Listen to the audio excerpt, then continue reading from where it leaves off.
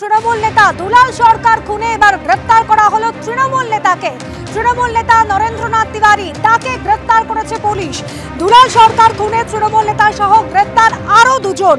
তৃণমূল নেতা নরেন্দ্রনাথ তিওয়ারিকে এবার মালদায় তৃণমূল নেতা খুনের সংযোগে গ্রেফতার করেছে পুলিশ।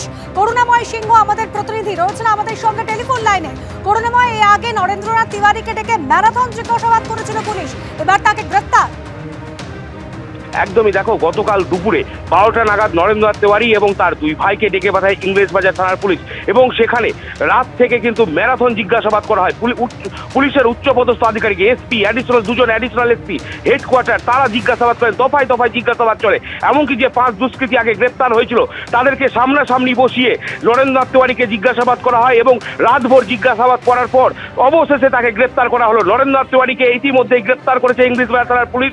জেলা পুলিশ সুপার জানাচ্ছেন যে নরেন্দ্রনাথ তিওয়ারি সহ 2 জন গ্রেপ্তার হয়েছে। নরেন্দ্রনাথ তিওয়ারিকে যেমন গ্রেপ্তার করা হয়েছে টাউন তৃণমূল কংগ্রেসের সভাপতি নরেন্দ্রনাথ তিওয়ারি এবং এরই পাশাপাশি স্বপন শর্মা নামে এক ব্যক্তিকে গ্রেপ্তার করা হয়েছে।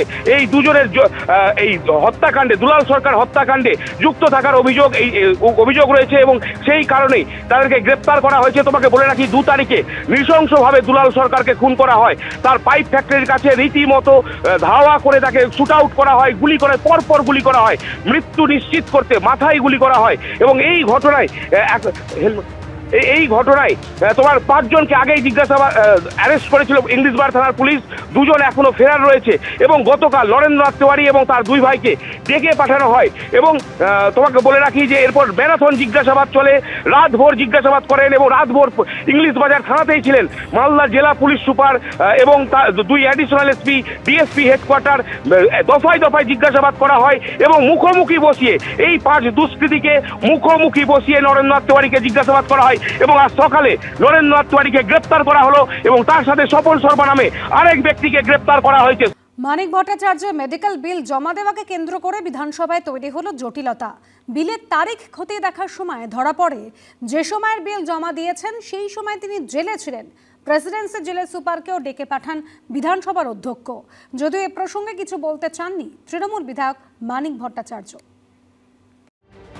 নিয়োগ দুর্নীতিকাণ্ডে গ্রেফতার হয়ে দীর্ঘদিন জেলে ছিলেন, সম্প্রতি জামিনে ছাড়া পেয়েছেন।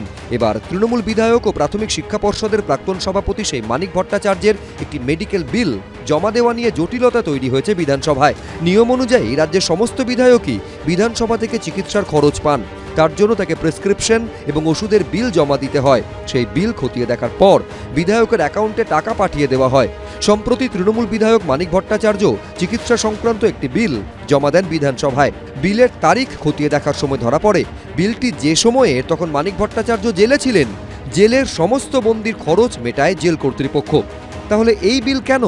বিধানসভা সূত্রে খবর, এই নিয়ে মানিক ভট্টাচার্যকে ডেকে পাঠানো হয়। তিনি নানা রকম আইনগত ব্যাখ্যা দেন। তা নিয়ে আবার আইনজ্ঞদের সঙ্গে কথা বলা হয়, কিন্তু তারাও জানিয়ে দেন জেলে থাকার সময় ওষুধ এবং চিকিৎসার সমস্ত খরচই জেল কর্তৃপক্ষ বহন করে, তাই আলাদা করে অর্থ বরাদ্দের কোনো প্রশ্নই ওঠে না। সূত্রের খবর, সোমবার প্রেসিডেন্সি জেলের সুপারকেও ডেকে পাঠান বিধানসভার অধ্যক্ষ। বিল মেটানোর নিয়ম কি তা নিয়ে জেল সুপারের সঙ্গে কথা বলেন তিনি। কেউ কিছু বিল জমা দিলে আমরা সেটা এক্সামিন করব, এটাই আমাদের নিয়ম। কে বিল জমা দিয়েছেন না দিয়েছেন সেটা আমি আপনাকে বলবো না। আপনি স্পিকারকে জিজ্ঞাসা করুন, বিধানসভা সংক্রান্ত বিষয় কিছু বলার থাকলে স্পিকার বলবেন। নিয়োগ দুর্নীতি মামলায় 2022 সালের 11 অক্টোবর মানিক ভট্টাচার্যকে গ্রেফতার করে এনফোর্সমেন্ট ডিরেক্টরেট। প্রায় 23 মাস তিনি জেলে বন্দী ছিলেন। 2024 সালের সেপ্টেম্বরে কলকাতা হাইকোর্ট শর্ত সাপেক্ষে তার জামিন মঞ্জুর করেছে। তারপর বিধানসভায় তার চিকিৎসার বিল জমা দেওয়া নিয়ে তৈরি হলো বিতর্ক। উজ্জ্বল মুখোপাধ্যায়, এবিপি আনন্দ।